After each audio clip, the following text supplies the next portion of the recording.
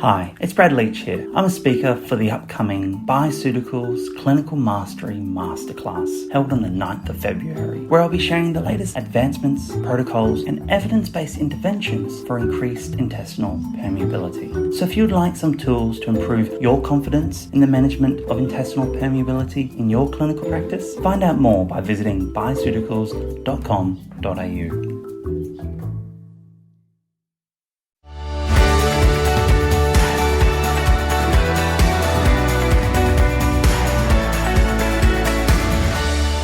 This is FX Medicine, bringing you the latest in evidence-based, integrative, functional and complementary medicine. I'm Emma Sutherland, a Sydney-based naturopath and one of the new hosts of the show. Joining us on the line today is Leah Hechtman, who many of you will recognise as a powerhouse of knowledge in the natural health sector. Leah specialises in fertility, pregnancy and reproductive health for men and women. She's a university lecturer, keynote speaker, author, educator and mentor to her peers. She's currently completing her PhD through the School of Women's and Children's Health at the University of New South Wales and is the author of Clinical Naturopathic Medicine and Advanced Clinical Natural Medicine. Welcome to FX Medicine, Leah. Thank you for being here with us. Thank you so much for having me, Emma. Oh, it's a pleasure. Now, I am so excited to be talking with you today, and I would love to ask you some questions about your story. And we all know that, you're a rock star in our industry. Let's dive into the Leah story. I would really love to know what drew you into studying naturopathy in the first place. So I was really sick as a kid. I was really sick probably from about the age of 8 or 9, weird and wonderful things and hospital admissions and all sorts of exciting things. And then, of course, there's the endo and then there's all sorts of other fun stuff that happened after that. And technically was told I had chronic fatigue for 14 years, but, through the naturopathic lens, we look at it and we know that there's lots of other reasons for it. It's just a banner diagnosis. But I missed a whole year of school in year 10 and I didn't end up finishing year 12 because I was too sick, and I was always going to study medicine. I mean, from the age of 2, I was the kid that, would put my hands on people's heads and take their headache away. I was the nurse if someone was sick and I would give them healings. I didn't know what I was doing, but, I'd be giving them energy and I'd get sick and sit in the corner afterwards. And that's probably why I got sick. I mean, I was such a sensitive kid and so intuitive and psychic and all that sort of stuff as well. Yeah. And then I started studying naturopathy because my health always improved with my clinicians, and I had an amazing integrative doctor that I worked with from the age of 14. And he was such a mentor to me, and he ended up being a clinical mentor as well.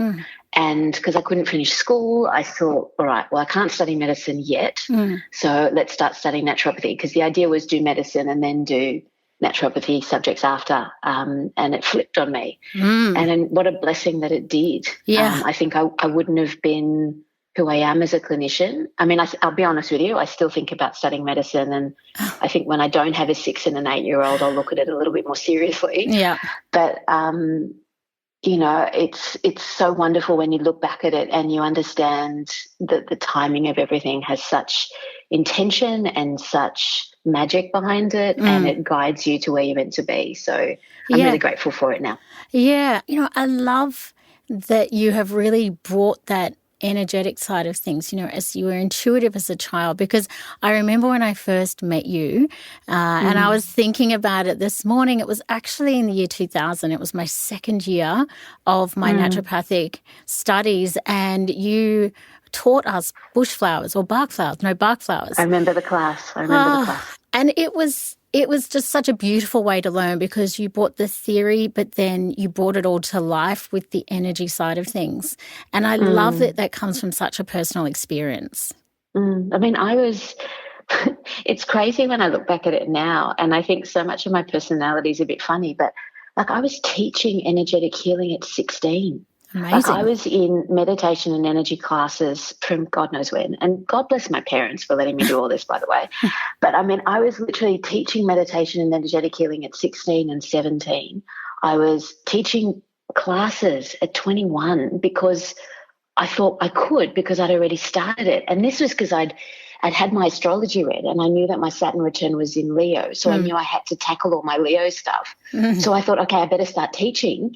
I mean, I was 21 for crying out loud when I taught you. Like, it's ridiculous when I think about it now. And the fact that I had something of value to say, I don't know. I mean, I look back at it now and I cringe, as everyone does. But, I mean, it's diabolical when I look at it. I was 24 when I spoke to the publisher. Like when I approached Elsevier, I was 24, and I said to them, I'm being approached to write courses from everybody. We have to write this as a textbook.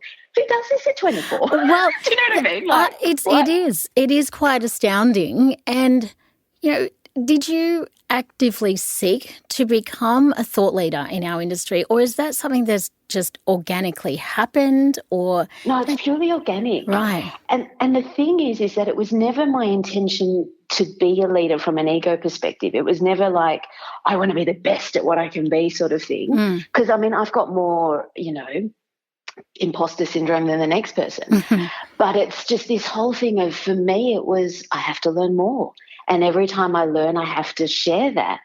And so that's been my driving force. And I've been so blessed. Like, I was thinking about it this morning before we spoke, and I was like, I've never delved into marketing. I've never delved into anything like that. And I remember having a chat at the ripe old age of 22 at my second clinical practice space, where I was sharing a space with a nurse naturopath, David Kiesiker. And he said to me, never market yourself, just share information.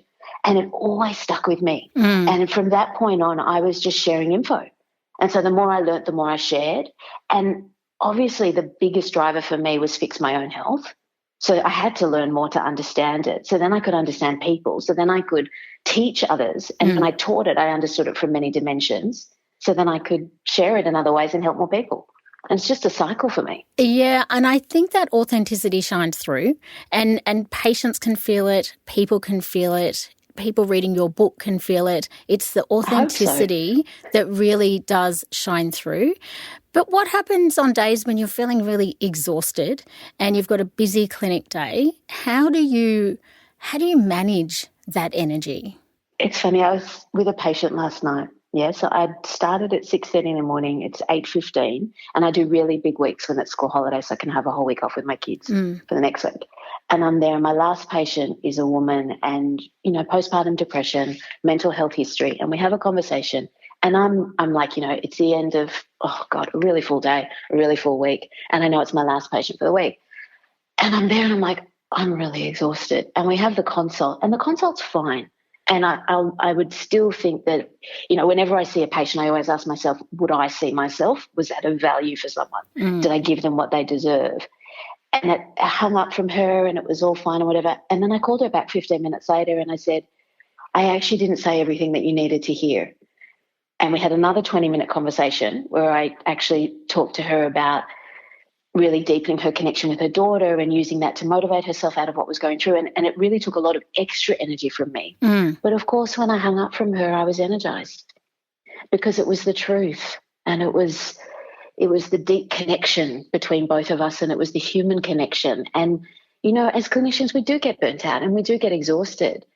But it's those inspiring, deep, enriching connection moments that energize us. Yeah, I would have to agree, with that clinical experience myself, that in that moment, you feel an enormous sense of peace and energy coming through you. And it is a beautiful experience. It's something that I think every graduate should know is ahead of them in their clinical path, that those moments really are just incredible. And it's the reason why you wake up and do what you do. Absolutely. Absolutely. And I mean, I still think, I've got 3 different health appointments for myself today. One was with the vet for my dogs, but she treats the humans when you see her. And and so I'm getting my self-care in, and I think it's really important that, I always do that because we burn out otherwise. But that, God, what we do, we could, I've always joked with friends and colleagues and students, I could work at Woolworths, but it wouldn't enrich me in the same way. Yes, exactly. And that gift of giving is something that does come full circle.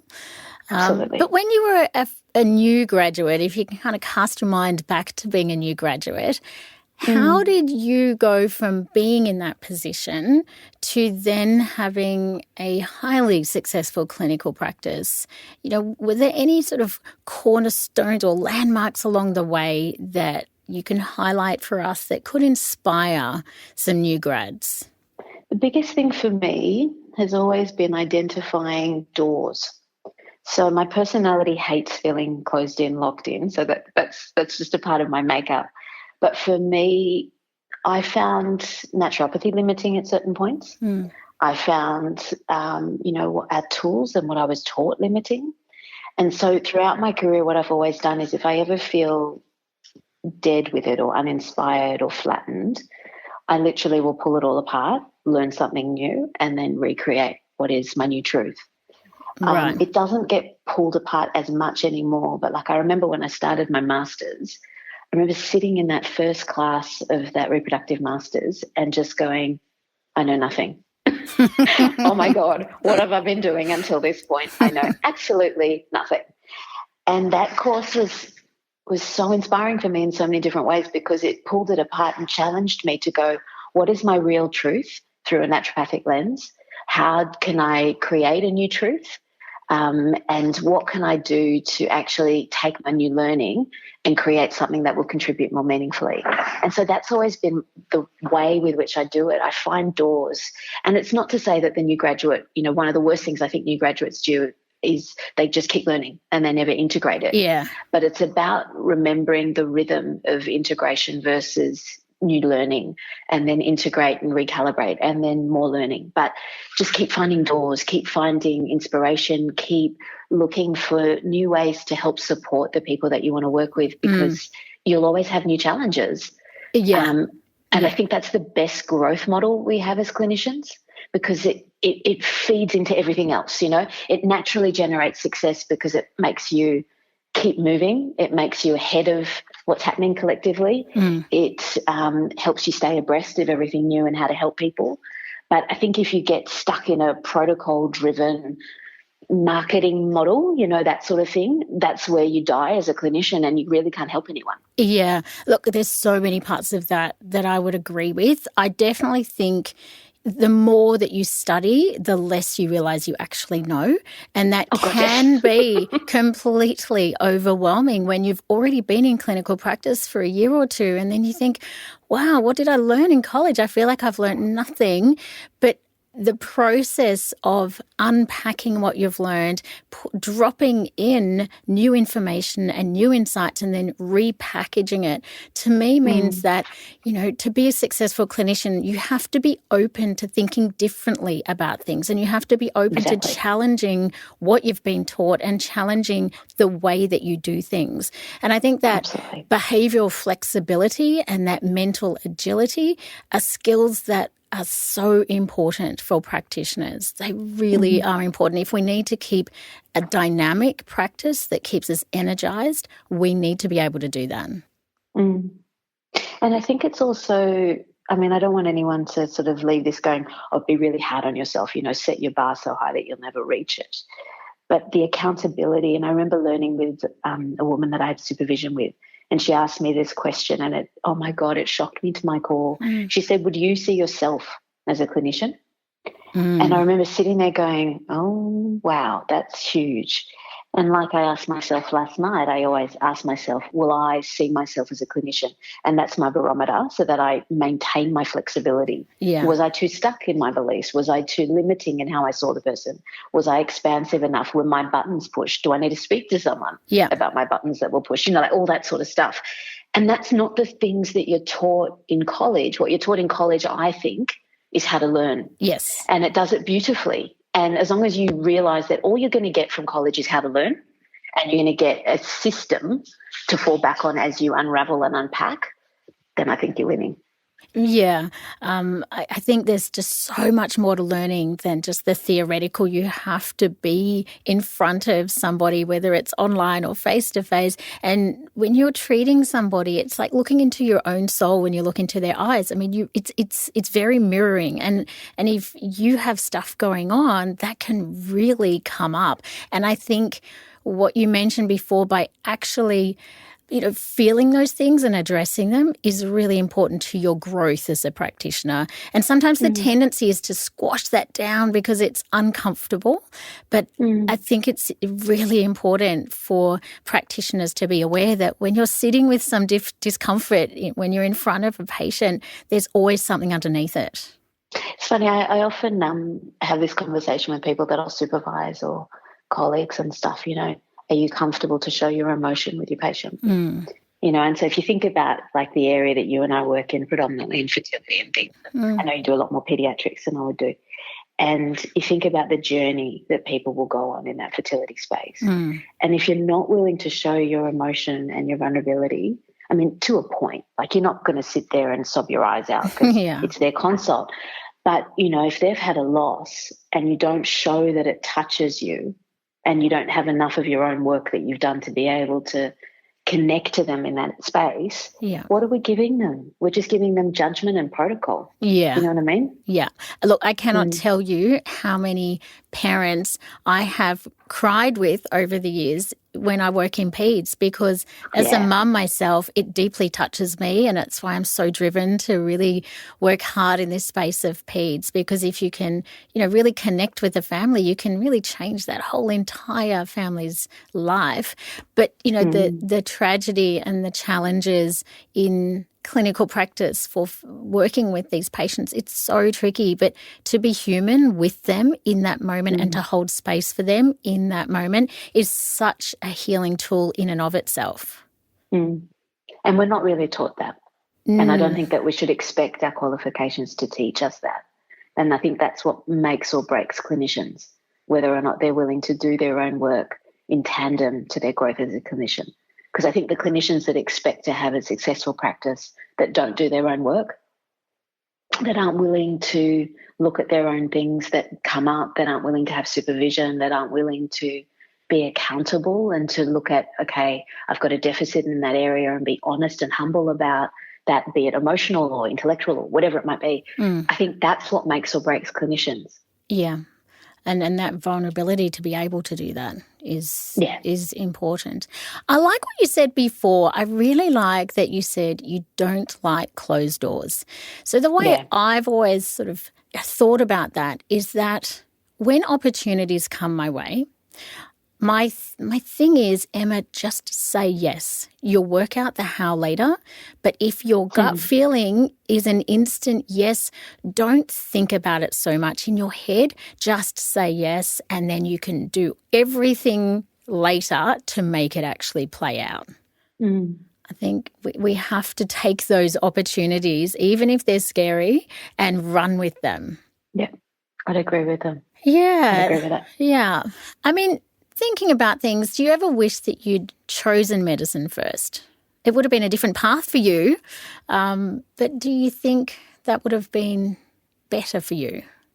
I think if I'd have chosen medicine, what it would have meant is that I would have kept out of school for year 12.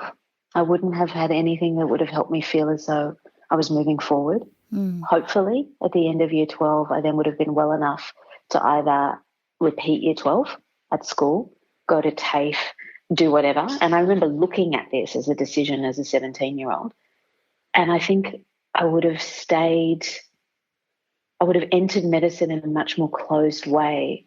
And I don't think I would have had my own healing journey unravel in the same way. I would have just maintained a construct and tried to adapt and push as opposed to discover more flexibility and more growth. Does that make sense? It does make sense. Yeah, it really does make sense. I mean, we're all very grateful that you chose the path that you chose. Yeah, but I still don't even know that I would have been able to do it. I don't know that I would have had the stamina. I don't know that I would have had the health, stamina or mental fitness to be able to do medicine at that point. And, I often, I think back to 17, sitting in naturopathy I think I was able to, from a health perspective, I was able to do 2 subjects a semester, and it was such an achievement as well. And being around adults, because really in naturopathy it was all adults back then. Only a handful of people my age, and there was so much growth in such a positive way that I can't imagine what medicine would have done for me. And then I flip it and I look at it and I go, okay, so I did naturopathy, I did the bachelor, and then when I was at that choice point of doing the masters, it was a no-brainer. It was a door like you. I looked at it and I went, oh, yeah, absolutely, no-brainer. But then the PhD was different for me, because the PhD was, do I do medicine or do I do PhD and have kids? Yeah. I mean, who in their right mind goes, I'll do PhD and have kids is another story, but let's leave that alone for a moment. It's very brave. Naive. I don't know. But I remember going, no, kids is now, so it's PhD, and then I can look at medicine later. But I was very close to doing medicine at that point. And how old were you at that point? 33. Yeah, yes. So for a woman, that is a pivotal age where you're making decisions that really are going to shape the way that your life is going to be. That pivotal, do I have children now? Do I not? Do I want more than one child? Well, if that's the case, then time is ticking. So I can completely understand that choice. But how has that PhD process been for you? And the reason why I really do want to talk about your PhD is because I'm on the advisory board for the National Centre for Naturopathic Medicine up in Lismore.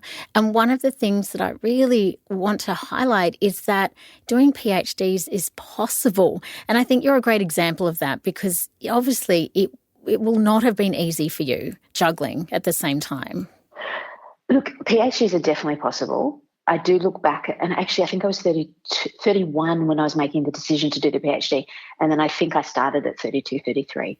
I haven't finished it. That's something to be really transparent about. Like, I'm in my last semester, which I have delayed because of all this COVID stuff and homeschooling. I've had the amount of I joke about it with my supervisors that it's a life PhD.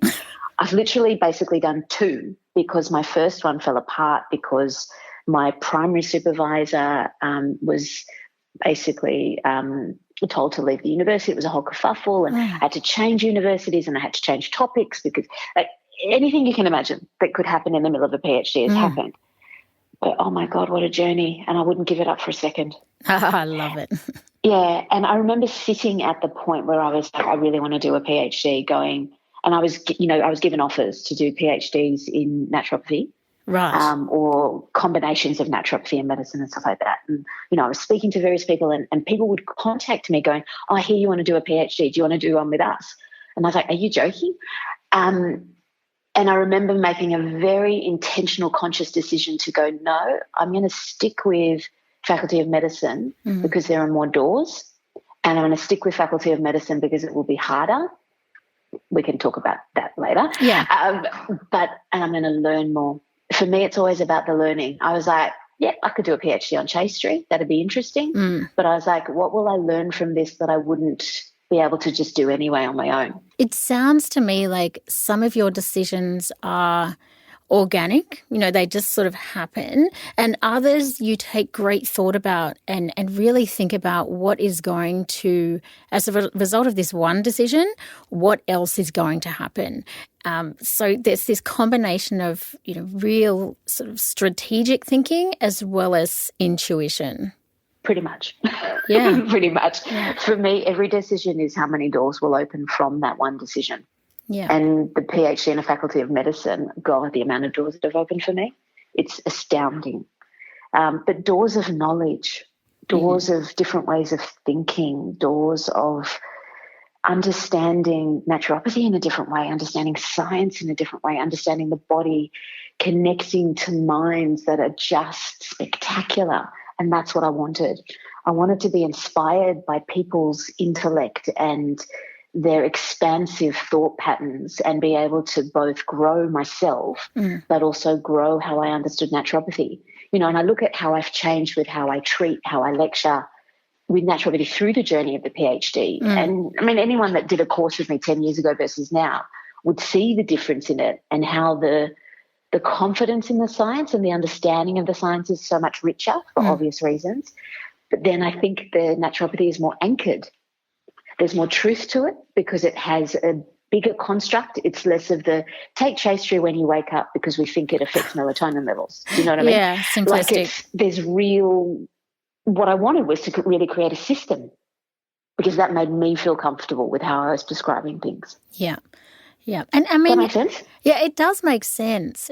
It does. I'm curious about, why you chose the topic that you did. Like, how did you narrow it down? So there was me I remember this one patient, and she's sitting with me, and it's a nurse. I'm 99% sure she's 40 years of age, and she hands over her AMH result, and I think it was 0.2. Wow. And I remember looking at it going, I don't know how to help you. Killed me. Absolutely killed me. Because the last thing I want to do for a person is not be able to find them a door so that they can move forward. Yeah.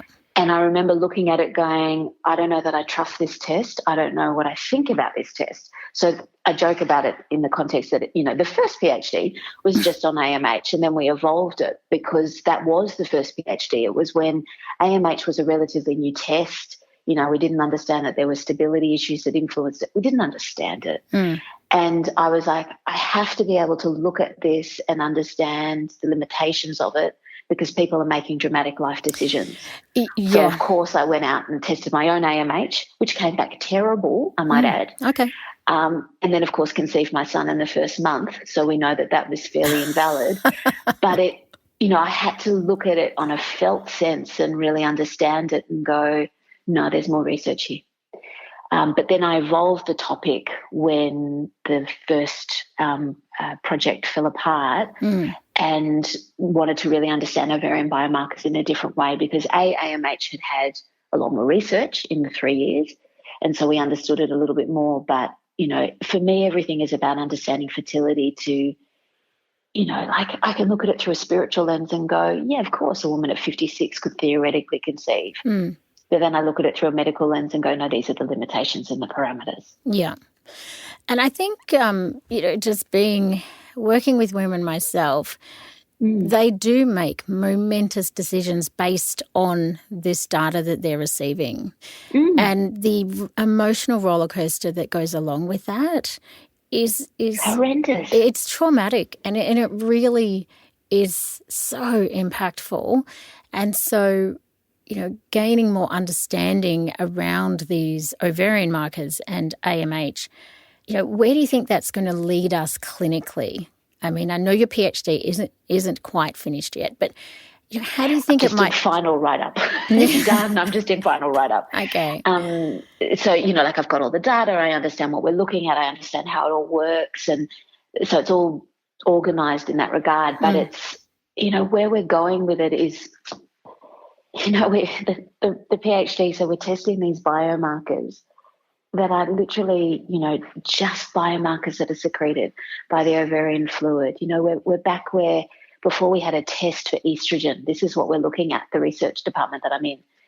I mean, it's so beautiful. We're in this really early infancy of science and understanding how do we create an assay, what are the parameters, what does it look like, different cohorts, what does it mean, et cetera, et cetera. But it will add that piece of information so that in 5-10 years' time, when the person sits in front of you and goes, I want to make a baby, you'll test their estrogen, their FSH, their AMH, but you'll also test, their BMP15 and their GDF9, and you'll go, right, so this is what we think you'll do in response to an IVF cycle. This is how many eggs we think you have left. And this is the quality of the eggs that you have left, because that's the two markers that I'm looking at, which will then give them more scientific information to create, I guess, definition of what is and isn't possible within the realm of science. And I put that caveat in there intentionally. But I think it's important, that thing that we straddle as a clinician, the idea of the body can heal itself and the body is capable of so much, but then you have the limitations or the boundaries of science. But I think the more we understand the body, the more we can guide people both through, a knowledge base and give them confidence in that, but also not misguide them. Because, part of the motivation for the PhD was I just didn't want people to be misguiding women to either freeze eggs when they're 32 and it's not necessary, or throw themselves in an IVF cycle with donor sperm with no partner and no means to bring up a child purely because of fear. Yeah, and I think as a clinician myself, having more clarity around the situation by using these ovarian biomarkers it just is so exciting to me that we could have this availability to be able to give our patients more transparency and a little bit more certainty, because I know for many of my patients, the anxiety that this situation involves is so huge. Even patients that have never had anxiety before now suffering from anxiety, and I'm also treating for her with, nervine herbs and that kind of thing. So I'm so excited, and I know it's a few years away, but I think you are really doing some groundbreaking research that clinically we can actually use to really change the way these women's experiences go. I hope so. I really hope so. I mean, what a privilege. I mean, you know it as well as a clinician in this space. What a privilege to help women, and families, partners, and to create families for them. But, oh, my God, the emotional challenge of this particular area of work it's not for the faint-hearted. It's really not. No, it's definitely not. I mean, you're a mum. Talking about families, you're a mum of two beautiful boys. They're similar ages to my Sophia. Yours are 6 and 8. I mean, how do you go juggling all these different roles that you have in combination with being a mum? I hope well. I don't know. Some days I look at it and I go, oh, wow. Look, I think it's about making sure that there's intention with everything that we do, and as much as, I love my PhD, and ultimately I think it's really for me, and how I can contribute, or I love working with my patients and I deeply, deeply care about them.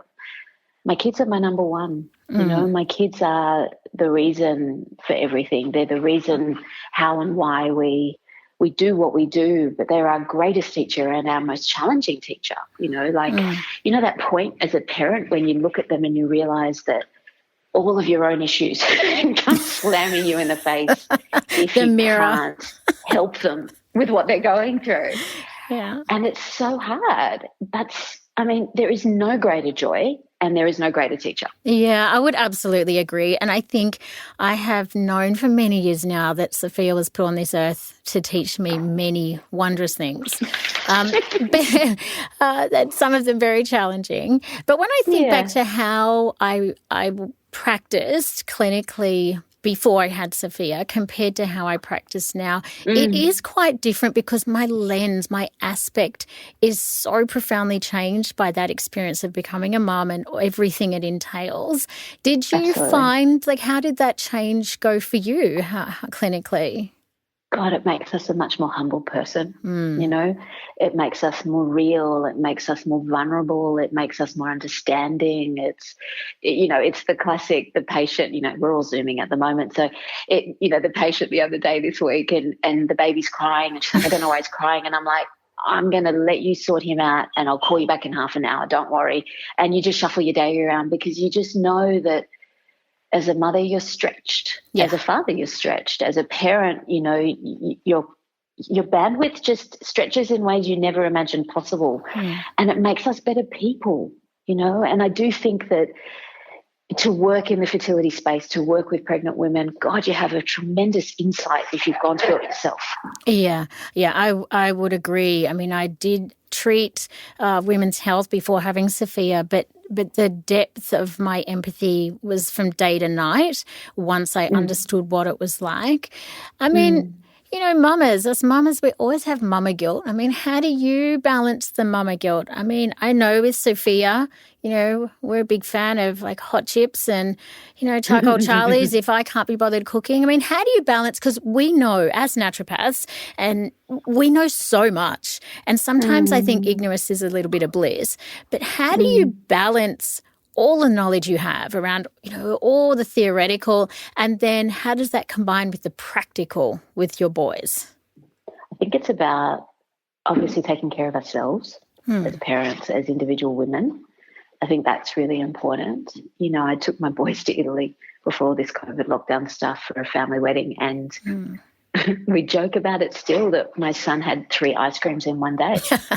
And there is nothing in me that regrets that. There is nothing in me that thinks that that's wrong, because we were driving through Tuscany and there were, you know, all the little towns and the gelaterias, and what an amazing experience. And he remembers it so fondly. And that's living, and that's beautiful shared things that you have with your kids. And there's nothing wrong with that. Do I give them McDonald's for dinner? No. Yeah. Would I give them hot chips if I wanted to? Sure. Why not?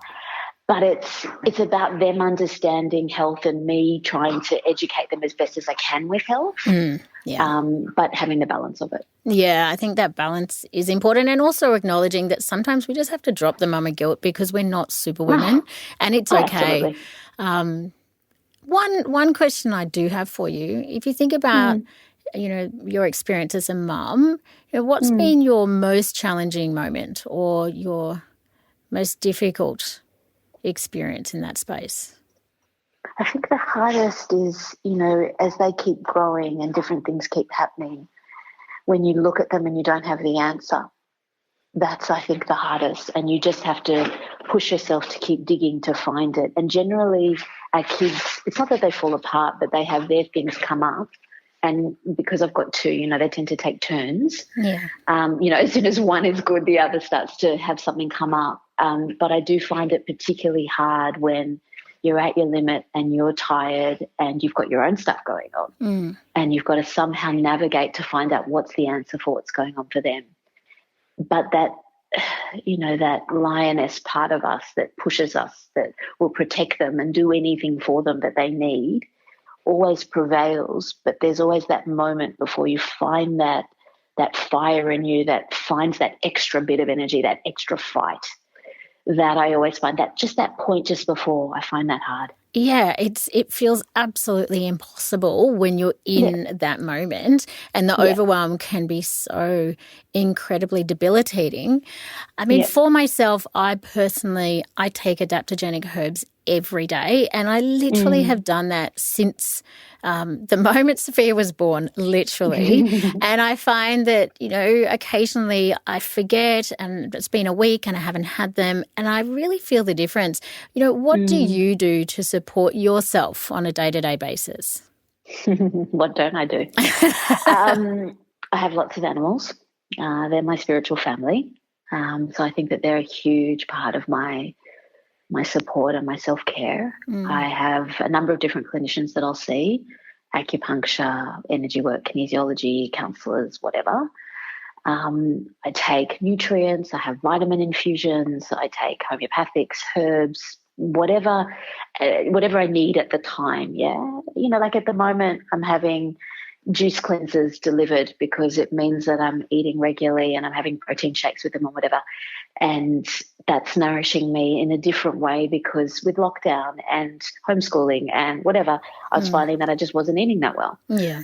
You know, I think it's about identifying what works for us. You know, is it my meditation? Is it exercise? Is it my friends? Like whatever it is that nourishes me at different points. I just need to make sure that I'm flexible to see each situation without judgment and then do it. Yeah, and all of those strategies, you know, the seeing, the kinesi, the acu, you know, your juice cleanse. I think what we have to, you know, visually have is this toolkit where we have lots of different strategies in there, and that we're dipping in and out of constantly. Because as clinicians, when we're holding space for other people, if our cup is half empty, our patients feel it. And as a parent, you know, that cup can dip quite easily if we're not being really proactive and working from that preventative aspect. Absolutely. And have there been times for you when things have slipped up and you've just not been doing the level of self-care you need in order to function at the level that you function, and things have sort of gone a bit wobbly? Absolutely. Yeah. Absolutely. Which time would you like to hear about? Generally for me, though, the first thing that goes is my sleep. Okay. And it's not that I can't sleep. It's that I reduce sleep because I've just got too much going on. And then I find myself, You know, when I'm answering an email at 2 a.m, I'm like, right, here we go again. So that's usually when my wheels fall off. And when I don't get enough sleep, I can manage and I can function, but I'm definitely not as open or as compassionate as I'd like to be. So everything in the world has a bit of a slant. Yeah. Sleep, it's a cornerstone of health. It's when we heal. I can't Completely. Agree with you more. One last question. It's been so brilliant to speak to you today about all of these things. But I wanted to ask, if you were talking to a group of newly qualified naturopaths, there they are, and they're all beaming and excited and ready to face the world, what advice would you give them on building a successful clinical practice? What are just a couple of tips that you think are really important? Have mentors and supervisors. Have people that you're accountable to, have people that can help guide you, and recognise that they'll change as your practice changes. Know that you can't know everything, so find an area that you're particularly passionate about, an area that comes easily to you, an area that you have a natural attraction towards, and focus on that, because the idea of having a general practice is that you'll be, a jack of all trades, but you won't necessarily be very good at anything. And remember to bring your humility into the equation.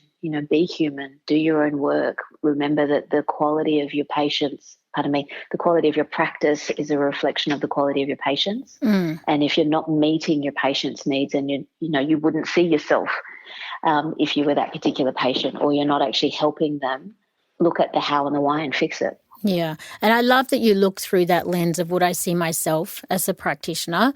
And I often say something similar to myself when I'm working with a family. If this was Sophia, what would I want to be done here?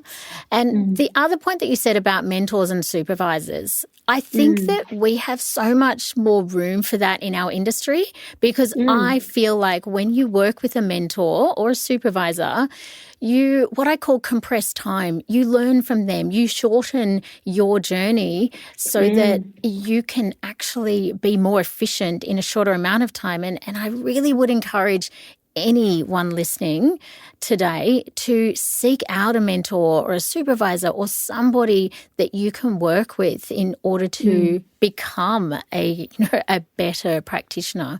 I think that's so important, Leah. Yeah. Definitely. And I've had many, many different supervisors and mentors of different disciplines as well. So don't just limit yourself to thinking that they have to be a naturopath. I've had counsellors, psychologists, homeopaths, integrative doctors. I've had so many different types of mentors and supervisors, and it's always been a regular part of my journey. And being accountable to someone, knowing that someone's on your team, knowing that someone has wisdom that you can learn, I think it's just really important.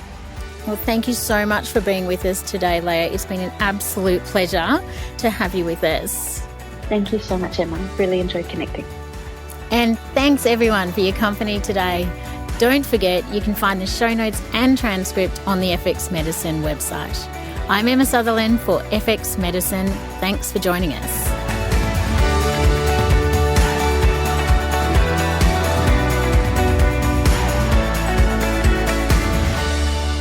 This podcast is intended as healthcare practitioner education only, and it is not a substitute for medical advice, diagnosis, or treatment.